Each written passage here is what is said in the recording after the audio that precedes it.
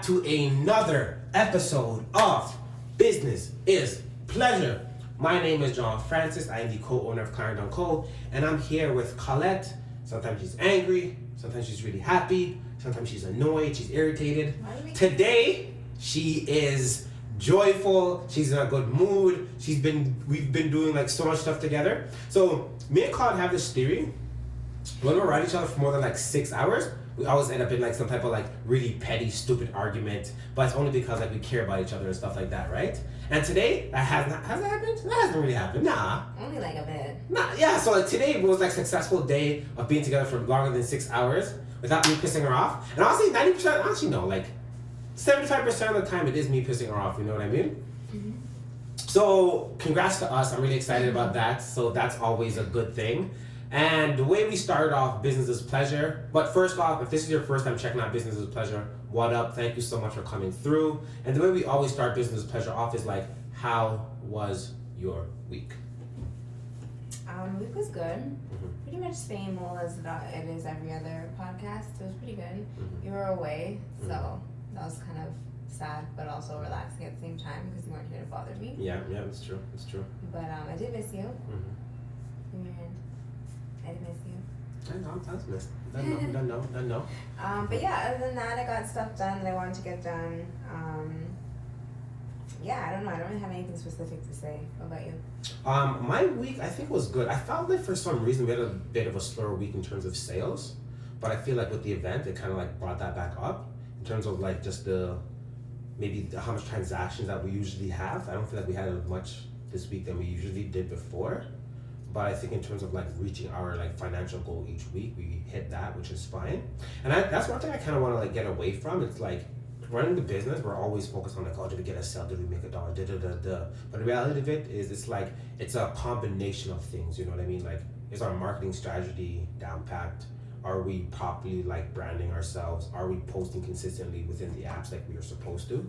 And so it's like, I think we more so need to focus on like the system rather than always like the outcome. Because like once you realize what the system is doing and like, hey, well, we're missing this aspect of the system, that's probably why the outcome you're not getting isn't as fruitful. Yeah, I noticed that as well, but I think like there's so many different aspects that have the ability to play into how much sales we have for a specific period of time. Like we just passed Valentine's Day, so like a lot of people are like not necessarily focused on buying stuff for themselves, but focused on like buying like a really specific gift for like a significant other or like maybe taking someone out, so like people have like less money to kind of like play around with, I would think. And vintage clothing isn't necessarily like your go-to for like a Valentine's Day gift. No, 100%. You know what I mean? So like I think that had a little bit to do with it. I know myself, like there were some days where I was a little bit inconsistent with posting, like but honestly that's what kind of like makes me like a bit like, I don't use the right word, a bit like maybe like afraid to like speak with you because I know if I say something, because I've noticed it too, it's like, leave me alone, John, you always bring this up if it's me, if it was you it wouldn't be an issue, like, you know what I mean? And like I noticed that too, it's like maybe I think like 2 days in a row, like either like you only posted once or you didn't post at all. It's like, what happened with that? Like, what's going on there? Honestly, a lot of the times, like, I leave it till really late at night. Not really late at night, but it's like the last thing that I do for the day. And like, I know on 2 days in particular, I just fell asleep before I did it.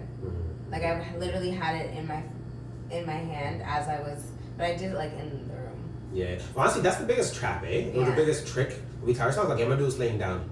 Yeah. Or like, oh yeah, I'm just gonna shut my eyes for 2 minutes. Yeah. They're going to bed. Like I started it and then I didn't end up finishing it because I fell asleep. So do you think you can have like a time period like throughout the day? Maybe like the first thing you do when you wake up. Yeah. Maybe like the last thing you do when you drop asleep or whatever. Like I usually. Because sometimes I realize with you, it's like, okay, you'll do it either like in the morning time, which is good, or from then like your day's really busy, so like you try to sneak it in, then it becomes like so inconsistent. So like usually what I would do is I usually do it first thing in the morning when I first wake up, but for like the majority of weekdays now, my schedule is different. Yeah, because of the thing. Yeah, so like that's why I'm kind of just trying to figure out a better time to do it. Because like since you're teaching so much more frequently now, why don't you do it with during your breaks, right?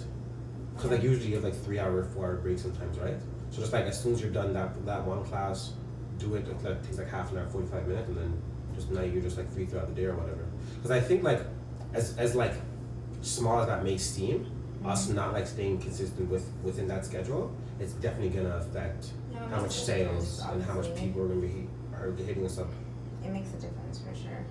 And I think that's one thing too, especially about posting consistently, is that like sometimes our customers won't respect our price.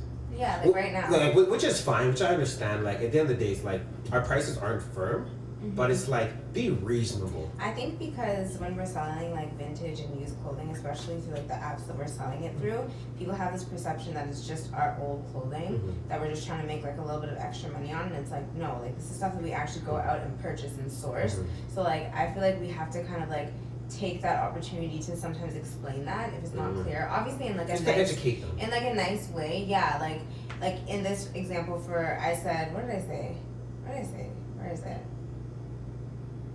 I can't find it. Oh, no, but anyways, I can't find it. Just tell me. No, I can't. I wanted to. Yeah, so I said we purchased vintage. It's vintage belt from the early 2000s because he was like, "Oh, how long have you used it for?" So I wanted to make it clear, like, we don't use this stuff. Like, it's not just our old clothing that we're trying to make a little bit extra money on. Because I feel like through some of the apps, like people will try to lowball us a lot. Like something will be posted for like $30, $35, and they'll be like, "Yeah, I have $5." It's like okay. It's like, well, sorry, I wish I could help you. But I think like I remember I was watching this thing, and this guy he creates like courses for people. No, he was a photographer. After he was like, no matter what, I will only charge like minimum, let's say $1,000. You know what I mean? But when someone comes to me and says, "Okay, I only have 800," he'd be like, "Hey, sorry, unfortunately, I cannot do for $800. But here are your other options. I know this guy who could do for 400. I know this guy could do 500." So I think as long as we're able to like help them find the item, not necessarily like go out of our way, like, "Oh yeah, like if you actually go on this app and but like say it in like a really respectful way, let them know like, "Hey, like we can't accept this for 15 because one, our simple fact we have to search, so that time factor goes into it. We have to pay for gas, so that goes into it as well. We have to take pictures, so that goes into it as well too, right? But we should say in a way like, hey, unfortunately, we can't give it to you for $15. The lowest we can do is 25. But if that price is too much for you, we can maybe like suggest that you try Value Village, where maybe they can help you find an item for a less cheaper purchase or whatever. You know what I mean? And instead of us like more or less like blowing them off and like being like, "Oh, figure it out yourself," we are trying to like make an effort or whatever, you know. But I feel like we've never really blown people off, and even when we say like, No, I'm not saying we do. I'm just saying like that gives us an opportunity like to communicate with them more. yeah, You know what I mean? I feel like there's a fine line though, because like I don't know, like people will always lowball, and like you also have to take into consideration the time factor. Like we're messaging these people through an app, so like if you're just gonna lowball and waste my time and have me communicate with you when you want to buy something for like 10% of what it was posted for, like I'm sorry, I don't really feel like it's my place to be like, "Oh well, like you should go here and like you could go there." Like if they're like meeting me halfway, or they're like, "Oh hey, like can you help me search for something? I'm looking for something like this, but I like this is my price point." Sure, but if you're just gonna come on an app and say, "Oh, I want to pay $5 for something that's posted at 35," like you're just wasting my time. I'm gonna go off and I'm gonna communicate with someone who's actually gonna. Yeah, but I think like sometimes like in business, that's why I think we have like just to be the bigger person. You know what I mean? And like like that's a representation of our brand. Like despite if like people are rude or people are stupid, it's a perfect example. Like when people are like, "Oh, I hate that you guys are giving out tips. I hate you guys doing." Imagine if we were to like more or less sit down to their level and be like, "No, I understand, but you also have to remember that our time is also a huge factor of our ROI. No, so if we're like essentially wasting time with someone who clearly isn't gonna purchase it, regardless, they're saying that they have $5 to spend. Like I'm not saying being rude or being like, "Hey, don't talk to me," but I'm not gonna spend 10 minutes explaining to someone like. I'm not necessarily saying we need to like explain in like grave detail, but like I think it would be dope if we could like find a way. I'm not saying the way that I'm saying is like the most appropriate, but in a way to just be like, "Hey, like unfortunately I can't do it for 5. Maybe your best bet is trying another seller, or maybe you can check my Value Village." Done. Leave it at that. Move on. And if they want to continue the conversation where they do want to purchase from us, cool. If not, go ahead. You know what I mean? And I think it's always nice sometimes where like at least someone gives you options, and like within those options they'll realize, hey, we are the best option. You know? Because like, hey, if you're gonna go to Value Village to find something that we already have here for you, like why waste your time with that? Yeah. Like, you know? And I think like one of the major things that like sometimes customer service isn't always giving the customer what they want, but it's also a lot of the time having really open lines of communication so you can make them understand like, hey, we can do this for you, and unfortunately due to what you're requesting it's not possible at all, you know? Yeah. And that's all I'm really saying. At the end of the day, it's like, of course, like we have like over 100 messages a day or like dialogue that we have with people. So for us to like message everyone like, yeah, bro, sorry, man. Maybe we can't sell this piece of Off-White. Maybe you should try Bump or Grill or Facebook Markets. Like, no, we can't do that. But like, but I don't think it would hurt. Like, if the opportunity precedes itself, of course, or we can like take that extra step to be like, you know what? Maybe your better option is like trying out this guy or like trying out this place. But like, we're not the ones for you. You know what I mean? Because I think a lot of times customers, one, they don't want their time wasted, and plus it's like what you're saying, our ROI is dependent upon like how much time we put into stuff, so like as a customer, and I think that's one reason why we put the shipping price within the item, right? You don't want to have to go to a store and realize, well, item's $25, so how much tax do I have to pay, and is there anything else I have to pay as well too? So I think for us it's like, when you come with us, you already know, hey, the shipping price is a part of the item. So that takes away the guesswork that you have to do to figure out if you can even afford the item after already seeing it posted for $30. And I think like a huge part of just selling stuff online is like you have such a small window of time to captivate people's attention.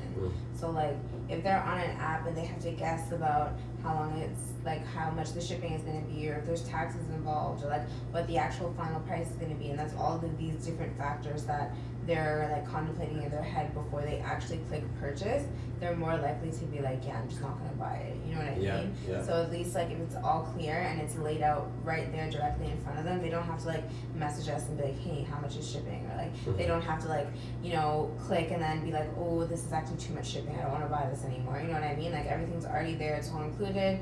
Purchase. You know how much you're paying. That's it.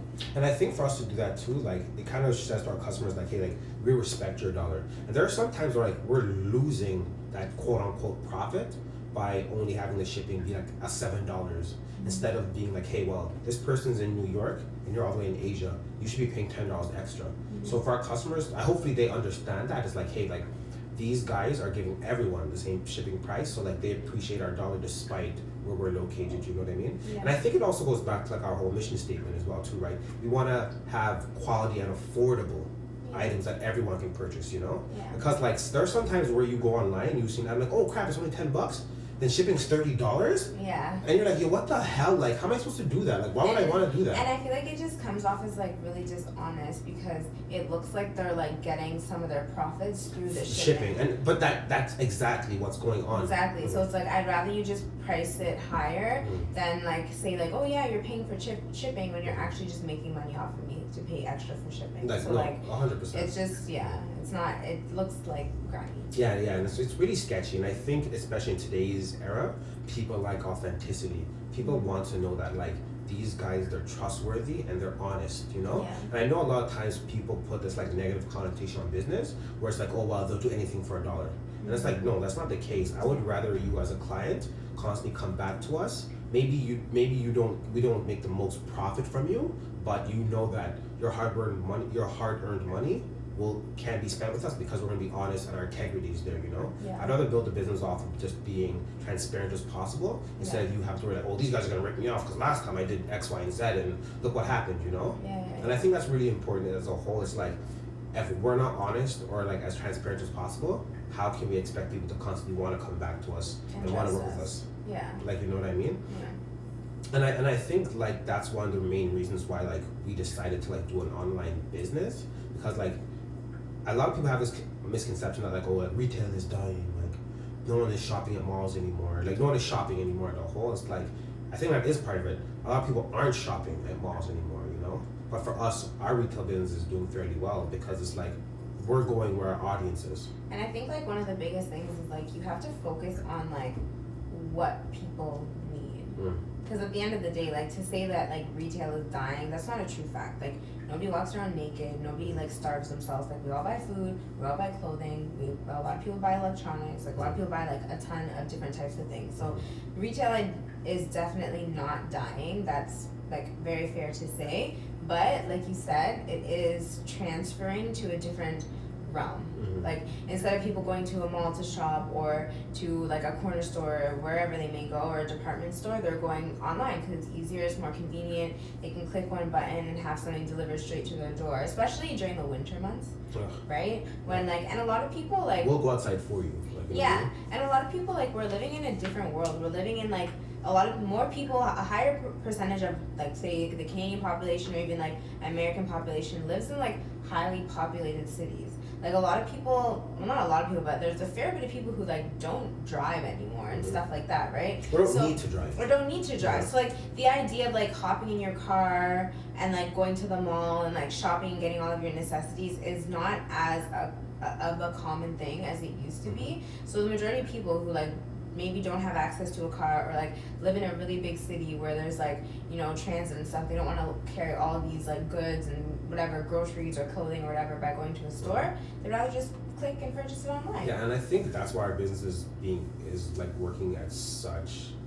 I think that's why our business right now is working fairly well, is because like one thing that we do, we allow things to be more efficient for them, you know? Yeah. You don't have to go out and find the clothing. You don't have to go out and find the brands. You don't even have to worry about trying it on or even picking it up, because we'll do that for you and we'll ship it to you so it arrives right at your front door, you know? Yeah. And I think I would love that. I wish I could just like order food every day.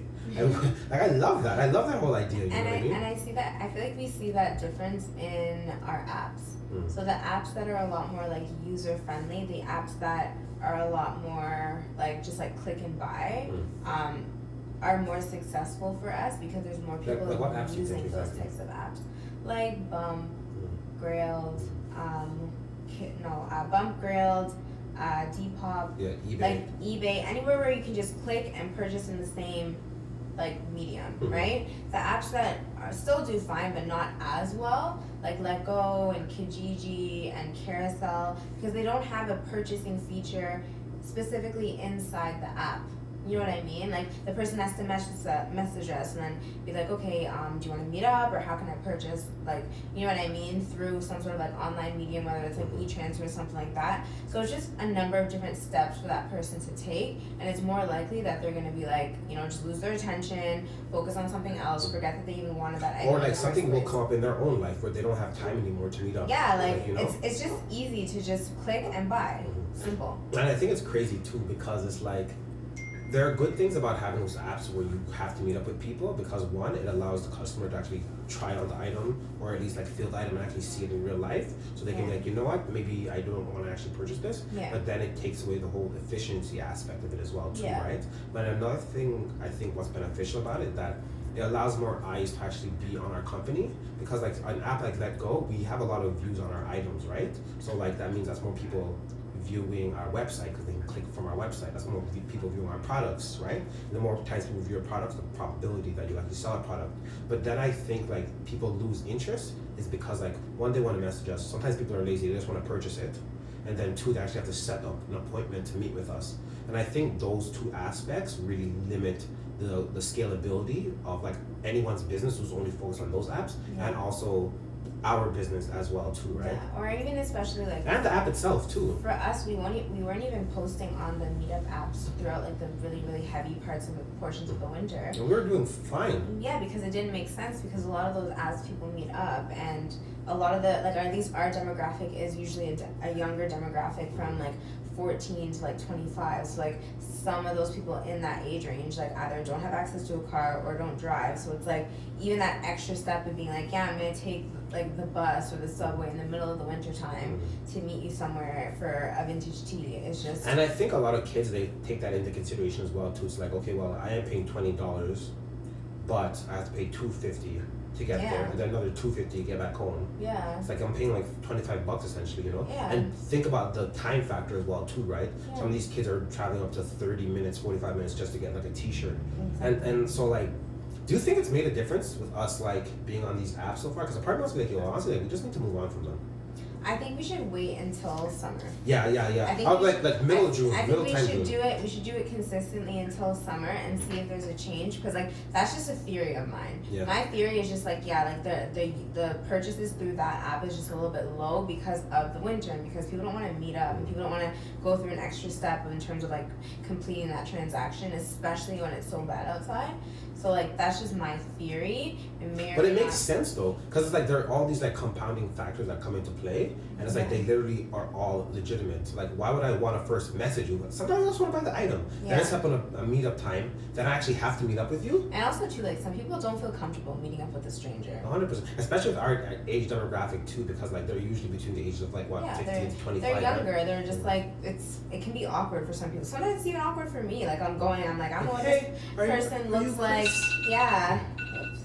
Hey, are you Chris? Yeah, you know what I mean? Like I don't know what this person looks like. Like I don't know. Some people just don't want to do any of that. So I do understand it. Mm-hmm. But at the same time, I feel like we should give it a valid attempt or try. Literally, it's only been like 2 weeks since we've been like engaging in these apps again. So like we have to like be a lot more consistent, you know. But I think that's one thing. That's so ironic though, how we're saying like the idea of retail has transitioned from like a physical brick and mortar over to like apps. And I think like that's where part of our business is going. It's going to like buyable, the ability just to purchase through the app. Yeah. Like you know what I mean? And a lot of these apps, it's like, why doesn't Letgo have that feature? Like eBay has a feature where they can pay through PayPal, but why don't they actually have it? Like, give me your shipping information, give me all your information, and like let's just call it a day. I think I don't know. Letgo seems like a pretty new app, so like maybe it's something that's in the works, and it's also like I feel like that was like their goal. Like they wanted it to be more like community oriented, meeting up with people in your proximity. It's more local. That's what's so true on all those apps too. They're local apps. Yes, you don't have to, if you're local, why would you be shipping anything? Yeah, they're not like it's international. So it's local. It's to encourage more so meetups. But I don't know. People don't want to meet up. Yeah. Anyways, or like again, maybe it is the weather and stuff like that too, right? So like we have to take that into consideration. That's at least part of it. Yeah, I definitely think it is. One thing that we're talking about too is that starting like a business and like transitioning over into like actually building a business, because a lot of times the demographic that we deal with, they're more so interested in like making quick cash, running some side money, which I love. I love how these young kids are putting their financial future in their own hands, and they're figuring it out for themselves of like, hey, this item I really like, but I know Johnny over here, he's willing to pay $10 extra for it, you know what I mean? Let me get that $10 extra. But I think for those kids to transition from like getting some side cash into actually running a business, it's really important that they start small. Because I think sometimes like you fall in love with a business, but you may not fall in love with the actual process. And a lot of the times the process is what's gonna allow you to build and really grow that business, you know? But first, by starting small. And I think with Clarendon Co, like even the way we did it, like we were way over our head. We should have started small from the jump. Yeah. But I think with me, like, and with you for the most part, like we always had like an interest in fashion. Maybe not for you actually selling it, but for... I thought you were gonna diss me for a second. No, like you never had interest in like working in retail or whatever. No, I thought you were trying to say I'm not fashionable. Stop this, you know you have a style, because I gave it to you. Okay. So now you've always had your own sense of style. You've always dressed nice. Don't judge yourself. So I think it's always important that like I feel like your death stares are like really breaking me down right now. Like, can you stop looking at me like want to kill me with your eyes, please? So I think it's really important for anyone when you're starting like a business or transitioning from a side hustle into a business, start small. If you want to become like a vintage reseller, I think instead of like buying $1,000 worth of clothing, opening a store, having models take pictures and doing stuff like that, getting a web designer to build your website for $500. I think it's really important to really start small first. I think it's kind of a case by case, because like if that's something that you think is gonna work for you, I don't know your situation or how your bank account's set up. You know, maybe you're living lavish already and you want to put all this money into a new venture. Sure, go for it. But like no, but why would you even say go for it? Even despite if you have the amount of money at the beginning. Listen. But what I'm saying is that the average person does not have that type of money to begin with, nor is it necessary to pump that much money into a business when you're just starting it out. Because a lot of running a business or even just like having a little like side thing, whatever you want to do, is just a lot of like trial and error. Yeah. Like you kind of just have to like test the market, put something in here, put something in there, see if it works, see if you get a result, see if you get a reaction, and then build from that. So like there's no point of like sinking a ton of money into one thing and then figuring out like 6 months later, a year later, like, oh, like this isn't really that profitable, or like people don't care about this, or like I've been marketing this in the incorrect way, right? It's much more beneficial to be able to recoup whatever you initially invest, right? But like I'm just saying as like a general statement, like some people don't want to go about it that way. Like some people they have money, they have like maybe their parents are helping them or But whatever. I think that's foolish though, like just because you have access to more capital than someone else is, to just be like, okay, well, I have the ability more to spend this money than someone else would, Yeah, or but waste this money than someone else would. babe, all I'm saying, I'm just keeping it general. Some people want to No, invest a lot of money and some people don't. And they do, and they do, but like for me, if I had a lot of access to money redoing it again, I personally wouldn't have paid for someone to do our website. Of course not. I personally wouldn't have bought half the clothes that we did. Mm-hmm. I wouldn't have like asked for models to be in the pictures and stuff like that. Mm-hmm. There are really tens of things that I would have like just broke everything down and really realized like, hey, like why don't I start off small first? And why didn't we? Why didn't we like realize that Because like we didn't know. Like at the end of the day, like no one in my family has run a business. Mhm. No one really in your family has run a business. So we were coming kind of like from an outsider's perspective of like, yeah, like this is how it must be done, or this is how it's supposed to be done. And like we were so upset. Oh, not even remember the bank account that we used to have? Yeah. Like, oh, like we have to be professional. Everything has to be Yeah, professional. we need a business account. We need all this, which like, yeah, sure. If you think that's beneficial to your If your you're not making business, over $30,000 a year, you shouldn't even be worrying about incorporating your company. Yeah. You shouldn't even be worrying about a business Yeah. account. You shouldn't be worrying about a tax account. Like, Yeah. there's so much things you shouldn't even be worrying because about. at the end of the day, no one cares. Like no one's gonna be like, oh, I wanted to do this sale with you, but you don't have a business account, so that's kind of weird. No one would even know anything like that. So set yourself up a little Tangerine account, no banking fees, no nothing. Call it a day. Like No, 100%. there's no stress in that. Obviously, if you start to get to the point where you're making a lot more money and having a lot more transactions, of course, it's gonna benefit you to have a business account. But in the early stages, no. No, 100%. So I definitely would recommend like just start small, especially in a vintage place. Like start with like $200. Buy yourself $200 worth of product and see if you can turn that 200 into 300, and that 300 into 380, and then constantly build a business. And then when you generate enough income from that business, put it back to the business. And then of course, if you want to make a website now and it's been profitable, bam, you know. Yeah. And I think we're coming from a place of a lack of knowledge, one, and a lack of experience. And also too, when we were first started out, like Clarendon Co, there was, I'm sure the resources were there to like access like free website building. They were, but it wasn't like It wasn't as popular as it is now. Popular as it is now. Like you have Wix, you have all these, like you have Squarespace. You have you know, so many, it wasn't as popular then. and I feel like back when we first started it, there was less of this idea of like Even entrepreneurship, even the idea of entrepreneurship would be like, yeah, everyone needs to be an entrepreneur. Like it was there in the background, but it's not as relevant as it is now. Prevalent. No. Yeah, and even a lot of the like, oh, you can like do a lot of things yourself. You can teach yourself through like YouTube and like just different tutorials how to learn stuff. Like that wasn't as much of a thing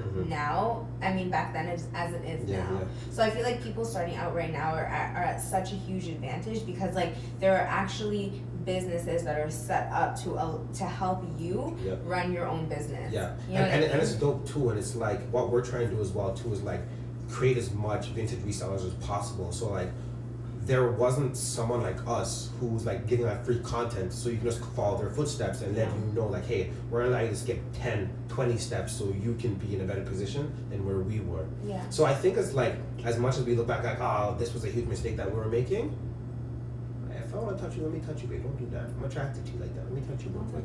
Let me touch you real quick. So I think it's like now that everyone that's like more or less like starting at a later rate or at a later time than we were, now they're at a huge advantage, but now they have to help out the next generation that's gonna come in, the next generation. And I think that it's like in being in business, we owe it to the next people coming up to keep the industry alive. And for us to do that, it's by giving out information and helping the business grow as a whole. Yeah. And just working with everyone, Yeah. Yeah, so I think that's everything that we really wanted to discuss today. But one thing I will say before we leave, I think it's really important not to regret those initial mistakes that we may have made or that people may make in general in their business when they're first starting out or even as they're going through. Because like a huge aspect of that is us like. Babe, you need to hurry up. That's what I'm tapping you. You're going in right now. You're trying to elaborate. Like a huge seriously. aspect of that is us learning from that. That's all I wanted to say. Like we learn from those things. Now we can implement different systems. Later. Exactly. Yeah. All right, guys. Thank you so much for joining us. I gotta rush off because the camera's about to shut off in like any second, guys. Thank you so much and peace. I thought you were just scratching my shoulder. No, I meant.